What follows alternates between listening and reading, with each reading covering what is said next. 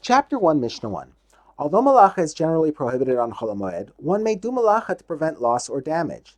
However, this is permitted only when one does not expend excessive effort. If a malacha entails great effort, it is prohibited, even for the sake of averting a loss.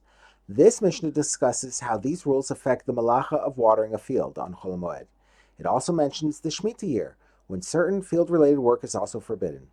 We now turn to the words of the Mishnah. We may water a field that requires constant irrigation on Chol Moed and on Shemitah.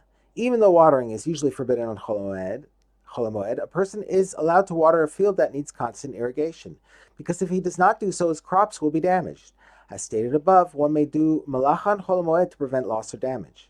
Furthermore, he may take water for this purpose either from a new spring, which emerged recently, or from an old spring, which did not emerge recently.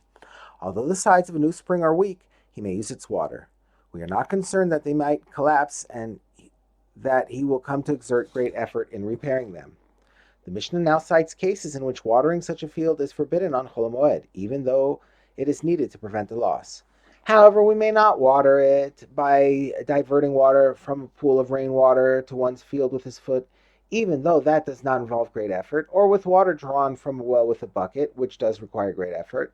Since taking water from a well is forbidden due to the effort, the sages also prohibited taking water from a pool of rainwater, where little effort is involved, because if that were permitted, people might think that using a well is also permitted. One more case in which malacha is forbidden on Chol Moed, even to prevent the loss. And we may not make ditches around the roots of grapevines to collect rainwater, because that too requires great effort.